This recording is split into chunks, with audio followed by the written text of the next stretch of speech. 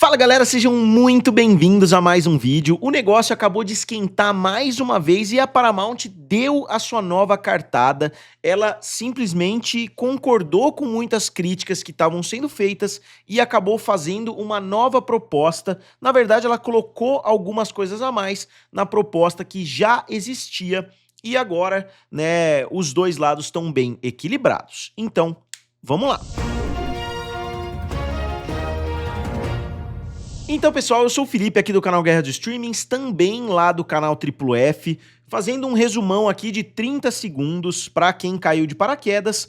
A Warner está sendo vendida depois de um leilão que aconteceu, a Netflix saiu como a vencedora, só que a Paramount, que ficou na segunda posição, né, uma posição que eles estão discutindo até hoje, se eles perderam ou não o leilão, a Netflix acabou saindo vitoriosa e a Paramount, ela fez uma investida hostil, né, para tentar tomar o controle da empresa, meio que à força.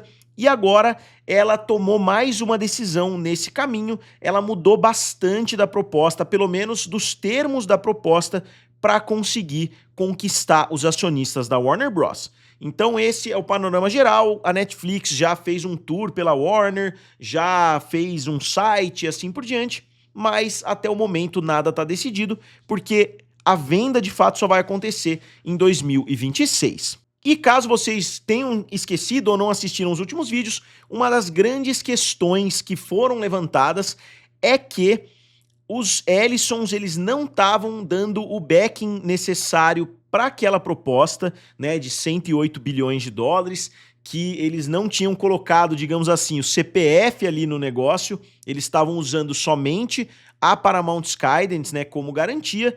Só que eles queriam mais, né? Os acionistas falaram, isso não é o suficiente pra gente, a gente quer que vocês mesmos, os Ellisons ou pelo menos a Oracle, né, que seria a fonte de dinheiro ali dos Ellisons, que pelo menos tivesse, né, um backing ali da família, e foi isso que o Larry Ellison acabou de trazer. E não só isso, né, ele concordou também em aumentar aquele valor que eles têm que pagar se o negócio não der certo, não passar pela aprovação, ele aumentou para os mesmos 5,8 bilhões de dólares que a Netflix já tinha colocado originalmente. Então vamos dar uma olhadinha, ó. Larry Ellison concorda em garantir pessoalmente a oferta da Paramount pela Warner Bros. Em oferta revisada.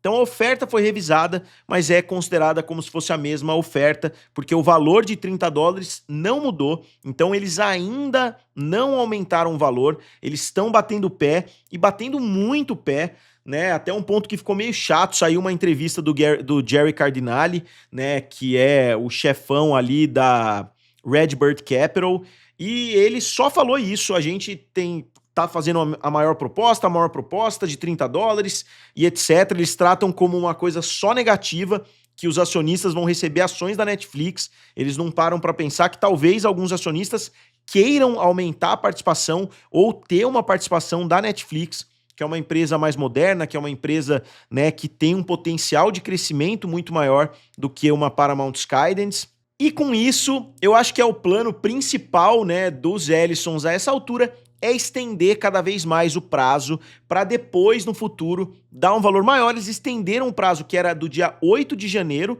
para que os acionistas dessem uma resposta, eles estenderam para o dia 21 de janeiro. Como vocês podem ver, a empresa também concordou em aumentar sua taxa de rescisão em 5,8 bilhões e estendeu a data final da oferta para 21 de janeiro. Então, como eu disse, o que era 8 agora virou 21. E eu imagino que eles vão fazer isso várias e várias vezes, claramente pelas entrevistas, tanto o David Ellison, quanto o Larry Ellison, quanto agora, né, o Jerry Cardinale, eles não sabem perder, né, digamos assim. Você vê na entrevista do Jerry Cardinale, o cara tá realmente soltando fumaça pelas orelhas, falando, a nossa proposta é melhor, eles têm que aceitar, eles não foram justos na análise, o que tá levando muitas pessoas a virarem de lado nas redes sociais. Eu tô vendo muita gente falando, pô, eu tava torcendo totalmente contra a Netflix, mas agora vendo como a Paramount tá sendo chata nessa história, falando do que é legal, do que é legítimo, do que é isso, do que é aquilo, sendo que, basicamente, eles fizeram uma proposta que foi considerada pior, não só pela diretoria, né, pelo conselho da Warner, como também por acionistas vários acionistas menores, inclusive o quinto maior acionista, de novo reiterou que a proposta da Paramount continua sendo inferior, mesmo depois dessas mudanças. Eu vou dar uma olhadinha com vocês no site Stronger Hollywood, vou primeiro terminar de dar uma olhadinha aqui, ó, que o David Ellison, né, a proposta continua sendo de $30 por ação, só que ele não deu a garantia de tudo, né? Eu acho que não tem nem como ele dar garantia de 108 bilhões, apesar dele ser muito rico, ele tem também, né, as ações da Oracle, ele não deve poder simplesmente pegar todas as ações que ele tem. Então eles estão falando aqui, ó, a grande mudança, o pai do David Ellison e fundador da Oracle, Larry Ellison, concordou em apoiar pessoalmente... Oh, mas que caramba, tá subindo sozinho. Oh, os 40,4 bilhões em financiamento de capital relacionados ao acordo e concordou em não revogar o fundo da família Ellison ou transferir negativamente ativos do fundo enquanto qualquer acordo estiver pendente. A Paramount demonstrou repetidamente seu compromisso em adquirir a Warner Bros. Discovery. Nossa oferta de $30, totalmente financiada e totalmente em dinheiro, foi em 4 de dezembro e continua sendo a opção superior para maximizar o valor para os acionistas da Warner Bros. Discovery, disse novamente o David Ellison em comunicado na segunda-feira. Então eles estão insistindo na mesma proposta, eles não modificaram o valor, eles só modificaram as condições. Devido ao nosso compromisso com o investimento e o crescimento, a nossa aquisição será superior para todas as partes interessadas do Warner Bros. Discovery como catalisador para uma maior produção de conteúdo, maior produção teatral e mais escolha do consumidor. Novamente, né, maior produção de conteúdo, não tem nenhum argumento para provar isso, que a Paramount produziria mais, porque a Netflix produz um volume infinitas vezes maior, eles investem muito mais em conteúdo do que a Paramount. Então, isso para mim é um argumento totalmente vazio, né, porque simplesmente não faz sentido. Esperamos que o Conselho de Administração da Warner Bros. Discovery tome as medidas necessárias para garantir essa transação de aumento de valor e preservar e fortalecer um tesouro icônico de Hollywood para o futuro. O que é interessante que, ironicamente, hoje mesmo saiu uma notícia, vocês vão se lembrar que a principal bandeira da Paramount nessa história é a gente vai continuar com a experiência cinematográfica, a gente não vai dar preferência para o streaming, a gente quer lançar cada vez mais filmes no cinema, e por uma ironia do destino, hoje mesmo saiu a notícia que o filme Legend of Aang, né, a lenda de Aang, do Último Mestre do Ar, não vai chegar às salas de cinema, e sim na Paramount Plus. Então, um filme, né, de grande orçamento, eles simplesmente estão tirando das salas de cinema, o que é no mínimo curioso, né, considerando o tanto que eles falaram que isso não iria acontecer sob a chefia da Paramount. Novamente, não é uma regra, mas mostra uma tendência disso acontecer com vários estúdios. A própria Warner Bros. Lançou aquele plano pipoca, onde durante, né, o momento de pandemia ali, eles lançaram os filmes simultaneamente nas salas de cinema e no serviço de streaming, foram largamente criticados por isso, mas continuaram fazendo, né? Então, eu diria que eles estão acusando a Netflix de algo que eles também estão fazendo, e a Netflix, por outro lado, também, né, já falou muitas vezes a respeito disso, só que eles estão prometendo manter a experiência cinematográfica. Então, acho que é difícil de acreditar 100% nos dois lados. Eu só sei que eles não vão passar a produzir mais conteúdo pela Warner do que a Warner produz por conta própria. Isso é natural, da mesma forma que aconteceu com a Fox quando foi comprada pela Disney. E aqui é um ponto que eu sei que muitas pessoas discordam, né, ó, que essa oferta de $30 já foi a 7ª oferta que a Paramount fez, ou 6ª ou 7ª, não me lembro exatamente. Eles citam às vezes que eles fizeram 6, mas fica difícil de entender se eles tinham feito 6 propostas antes e essa seria a 7ª, mas eu acho que é entre 6 e 7 aí, né? E isso ajuda a explicar um pouquinho por que a Netflix foi muito mais objetiva, já fez a melhor oferta logo de cara. Muitas pessoas falam, mas não é assim que um leilão funciona. Eu sei que não é assim, você vai fazendo a sua melhor proposta, mas eles tinham um leilão marcado para aquela data, né? E eles já tinham feito várias e várias propostas anteriormente. Então eles estão chorando literalmente nas entrevistas, falando que não deram atenção para eles, tudo isso porque o David Zaslav não respondeu uma mensagem lá do David Ellison, quando ele mandou, e aí, brother, tá fechado? Fechamos? Ele não respondeu, Aí eles estão falando até agora que foram ignorados, que a diligência não foi feita, que eles não fizeram, né, o dever ali que eles têm com os acionistas, sendo que muitos dos próprios acionistas já disseram que preferem a oferta da Netflix e o mercado como um todo, no máximo, diz que está equilibrado, né? Se a gente pegar o consenso geral, eu diria que a maioria dos analistas que eu vi estão dizendo que a proposta da Netflix ainda é melhor, principalmente por causa do valor do que vai sobrar, né, principalmente por causa da empresa que vai continuar existindo, com CNN, com TNT Sports, com muitos canais da Discovery, com a própria Discovery, que pode criar novamente o seu serviço de streaming, né? Então tem muitas propriedades interessantes que vão ser desmembradas como uma empresa, e as pessoas que venderem para a Netflix vão continuar sendo donas de uma grande empresa, além de ser donas da Netflix também, né? Então eles estão ignorando tudo isso, simplesmente batendo o pé e falando: a nossa proposta de $30 é melhor. Mas vamos dar uma olhadinha aqui no site Building a Stronger Hollywood, que eles deram uma atualizada, né? Ó, se a gente entrar aqui agora, tem outro vídeo. Ele tinha esse vídeo primeiro, que para mim foi um vídeo péssimo para Paramount, eu não sei nem por que eles estão colocando nesse site, e agora eles colocaram outro vídeo que, na minha opinião, não foi um vídeo tão positivo assim para Paramount, né? Eu vou colocar aqui pelo menos um trechinho pequeno, só para vocês verem como é que foi e tal. O Jerry Cardinale tá aqui falando, e dá para ver em vários momentos que ele tá realmente nervoso com a situação. Eu não sei se ele tá indignado, que ele achou que com os Ellisons o negócio seria muito fácil, mas isso ajuda a mostrar que eles não vão aceitar um não como resposta, eles vão continuar insistindo, e como eu disse, eu acho que eles estão empurrando esse prazo cada vez mais para frente, para no final dar uma cartada e aumentar o valor da proposta bastante. Eles perguntaram também de uma questão que está acontecendo envolvendo, né, os canais de notícia. Tem um programa que chama 60 Minutos e tinha uma reportagem que era adjacente ao governo Trump, né? Tinha algumas críticas negativas ao governo, e essa reportagem foi tirada do ar logo que ela seria publicada. Então isso até causou um alvoroço, muitas pessoas criticaram negativamente, porque tá todo mundo dizendo que eles receberam a ligação do chefão, que é o David Ellison ou Larry Ellison, e eles falaram: ó, tira essa reportagem do ar. E a reportagem, que já tinha sido aprovada por todos os lados, já tinha sido anunciada, né, nesse programa que é o 60 Minutos, que é um programa clássico nos Estados Unidos, eles simplesmente tiraram o programa do ar. Então isso levantou mais uma porrada de questões. Nessa entrevista mesmo, que tá lá no site Stronger Hollywood, eles estão falando a respeito disso, e aí o Jerry Cardinale fala que não, que ninguém é mais compromissado com jornalismo de verdade do que os Ellisons, sendo que existem muitas provas do contrário.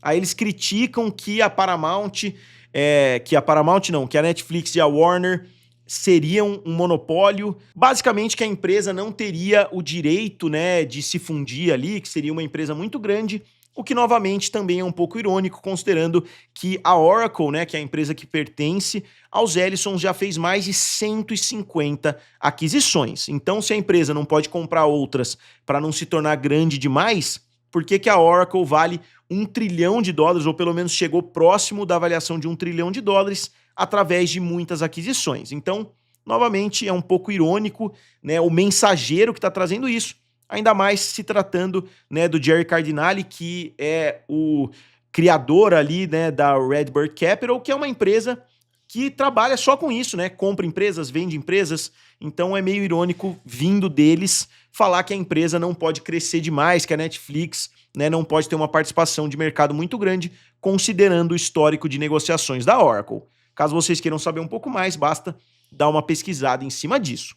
E ele continua insistindo que o que sobrou da empresa vale $1 por ação, então eles estariam pagando $30, mas eles estão dizendo assim, ó, é $29 pela Warner e pela HBO Max e $1 por toda a Discovery, por toda a CNN, por toda a TNT Sports, por todos os canais de televisão da Discovery, o que tem muita gente questionando também. Muitas pessoas estão falando que não, que é uma ação que vale $3, $4 ou até mais do que isso. E se você analisar outras ações parecidas, é difícil de imaginar que essa ação vale somente $1 por ação, que seria uma avaliação ali em torno, né, se eles pagariam 108 bilhões, $1 por ação seria basicamente uma avaliação de $3 bilhões por toda essa empresa. eu já vi pessoas falando que só a CNN valeria isso, né, ou somente a Discovery, mas você está juntando um grupo aí de empresas, então provavelmente a avaliação seria maior do que isso. Novamente,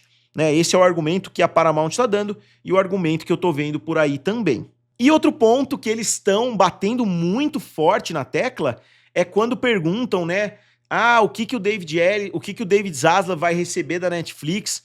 Ele fala assim, ó, eu não tô nem aí pro conselho, eu não tô nem aí pro David Zaslav, eu tô falando agora direto com os acionistas. Então isso pode ser uma estratégia inteligente, depende, né, do desfecho, obviamente, mas eu não sei se demonstrar essa animosidade tão grande com relação ao David Zaslav, acusando que ele não fez o trabalho dele e etc, sendo que, como eu disse, né, as propostas são no máximo equivalentes. Ninguém tá falando que uma proposta é absurda, que a outra proposta é absurda. É óbvio que o dinheiro vivo ali, $30 por ação, é atrativo em alguns aspectos, da mesma forma que, né, a compra da Netflix é atrativa em outros aspectos também. Eles estão tratando como se a proposta da Netflix fosse absurda. Eles ficam só falando isso, é $30 contra $27,50, né? Só que não é exatamente só isso. E dá pra ver que eles abaixaram um pouco a bola na relação com o Donald Trump, porque eles perguntam, vocês acham, você tá tão confiante assim por causa do relacionamento de vocês com o Donald Trump? Ele fala que não, que eles têm bons relacionamentos com todo mundo. Então dá pra ver, né, que teve a saída do genro do Trump da negociação, né, o Trump mesmo se afastou um pouquinho, falando, não, eu não sou amigo dos Ellisons, eu não sou amigo da Netflix, eu não sou amigo de ninguém, basicamente, então dá pra ver que ele se afastou, e agora a Paramount e a Redbird Capital também se afastaram um pouquinho de ficar batendo a tecla, ó, a gente vai conseguir porque o Trump é meu brother, e a gente vai conseguir facinho, que era o que eles estavam fazendo no começo. Não funcionou, então eles se afastaram um pouquinho dessa estratégia. Só que por mais, né, que essa entrevista não tenha sido uma maravilha para Paramount, na minha opinião, o Jerry Cardinale é 1000 vezes melhor do que o David Ellison para falar nessas entrevistas. Ele sabia muito mais das informações. O David Ellison ficou basicamente repetindo as mesmas coisas. E agora a gente quase não vê o nome do David Ellison, já tá todo mundo falando do Larry Ellison mesmo. Parece que o Larry Ellison falou: filhão, senta lá que você na chefia aí não deu certo, deixa que o papai aqui vai assumir o controle da situação. E eu até acho que hoje o percentual aumentou consideravelmente. Eu diria que semana passada era 80% de chance da Netflix continuar como a vencedora. Eu diria que hoje tá mais para 60% Netflix, 40% Paramount, porque agora eles aumentaram, né, aquela condição de 5,8 bilhões, eles deram as garantias que os acionistas queriam, então o acionista que estava totalmente em cima do muro, talvez ele tenha ido para o lado da Paramount, mas quem estava do lado da Netflix não foi o suficiente para fazer essa conversão completa, né? Se você não aumentar o valor das ações, você não vai conseguir conquistar, né, quem não estava se importando muito com essa história, né, do financiamento dos Ellisons, das garantias, etc. Então eu ainda vejo a Netflix como a favorita, mas agora um pouco menos do que antes. E ele usou um argumento que para mim não fez tanto sentido assim.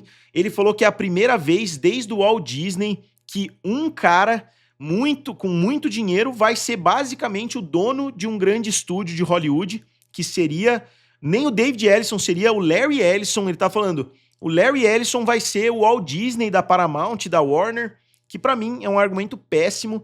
E ele inclusive disse que quantos por cento da empresa o David Zaslav tem, o Ted Sarandos tem, né?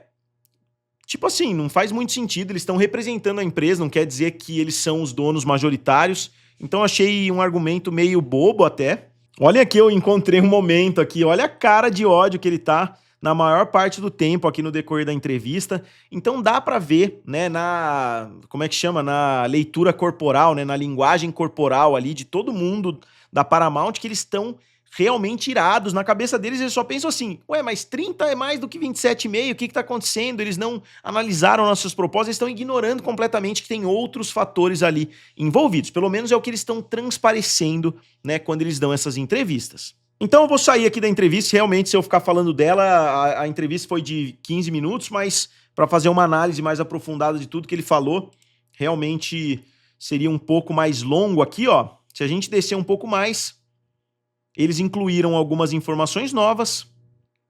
né, ó, tem aqui uma mensagem do David Ellison que eu já analisei junto com vocês. E aí eles soltaram um press release, né, que é um release ali para a imprensa, algumas informações, e aqui é a atualização da oferta deles.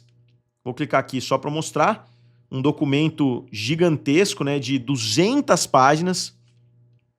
Esse eu admito que eu não li, né, óbvio, mas eu li esse daqui, né, que foi o release novo, né, de 4 páginas que eles fizeram, e aqui eles falam as principais mudanças, principalmente essas daqui. Essas duas primeiras têm a ver com as garantias do Larry Ellison. Então a gente vê aqui que o nome David Ellison já praticamente sumiu, né? Como eu disse, o dono da empresa vai ser o Larry Ellison, não é nem mais o papai dando a empresa para o filho, é literalmente o pai tomando o controle da empresa, e agora ele vai ter 2 grandes estúdios, né, que podem ajudar em muitas outras coisas. Novamente, né, deem uma pesquisada aí a respeito do envolvimento do Larry Ellison em muitos negócios diferentes. Aqui eles falam do Revocable Trust, né? Como eu disse, são muitas, eles mudaram basicamente os termos e eles aproveitaram, né, para fazer aqui, ó, o lançamento aqui, ó, Setting the Record Straight, que seria explicando a situação, né, explicando as mentiras, basicamente. Esse daqui, ó. Aí eles pegam tudo que foi falado, misleading claim, né, quer dizer que a oferta é ilusória. Eles explicam, não é ilusória, né, explicando ali um pouquinho mais a fundo. A matemática é simples, $30 por ação, novamente insistindo, né, nessa história dos $30 e etc. Misleading claim, the financial condition. Aqui eles estão falando do crédito, né, que não seria tão firme assim o crédito. Eles estão explicando que não, que na verdade o crédito deles é 100% em dinheiro, que eles não teriam muito risco. Aqui eles estão falando da Warner exigindo uma garantia pessoal.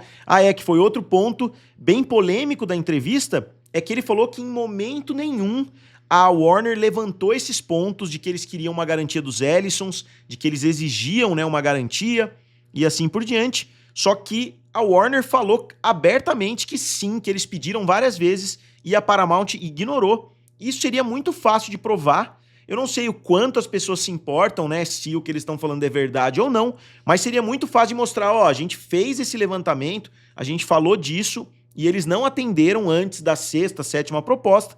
Então, tá aqui, né, é uma coisa bem fácil dos dois lados provarem, né, principalmente da Warner, porque eles podem mostrar, ó, a gente comunicou sim essas preocupações com a Paramount no decorrer das outras propostas. E aqui eles entram de novo, né, na temática de ser impossível de aprovar a proposta da Netflix, né, mas aí é uma discussão que os dois lados têm argumentos, da mesma forma que a Netflix vai ter uma performance muito pesada no streaming, a Paramount, junto com a Warner, vai ter uma performance muito grande na televisão também, né? Vai ter 2 dos grandes canais de notícias, né? Canais esportivos, etc. Então, o problema regulatório poderia valer para os dois lados, pelo menos é o argumento que a Netflix está dando. Eu concordo que a dificuldade de aprovar a Netflix comprando a Warner seja um pouco maior do que a Paramount, mas eu acredito que as duas não são tão distantes assim. E aqui eles adicionaram, pelo menos não me lembro de ter visto isso aqui antes, eles adicionaram uma porrada de informações, né, mais ou menos como num serviço de streaming, tem essa parte aqui de Q&A, né, que as principais perguntas, eles respondem. Então eu acho também interessante, se vocês quiserem dar uma olhada. Mais uma vez, eu acho que a Paramount conseguiu aumentar consideravelmente as chances dela de sair como vencedora. Novamente, eu tô sendo um pouco crítico ali com relação a isso, porque eu acho que a forma com que eles estão agindo tá sendo meio maçante. Eu imagino que nos bastidores deve estar sendo igual. Eles já fizeram várias e várias propostas, cada vez eles ajustam um pouquinho, aí reclamam na mídia, aí jogam, né, sujeira no ventilador, digamos assim. Eles estão tentando tornar a água da negociação bem turva, né? Eu acredito que eles estão tentando criar uma confusão para no final eles fazerem uma proposta superior e a Netflix de repente vai encher o saco e falar, quer saber? Vou comprar a Universal, né? Vou comprar alguma outra e não me enche mais com essa história, porque a Netflix não tá no negócio dela, enquanto a Oracle fez, como eu disse, 150 aquisições, a Netflix fez somente algumas bem pequenas. Então eu acho que se essa batalha virar uma batalha talvez judicial, se virar um negócio muito arrastado, talvez a Netflix fale, ó, pessoal, tô fora, né, e fica aí, seja feliz aí com os produtos da Warner. Eu acho que é uma possibilidade também que a Paramount queira vencer ali no cansaço. Mas, como sempre, gostaria de saber a opinião de vocês, o que vocês acham desses novos updates aí envolvendo essas duas grandes empresas. Como sempre, digam aqui nos comentários, curtam o vídeo e se inscrevam no canal. Valeu e nos vemos em breve.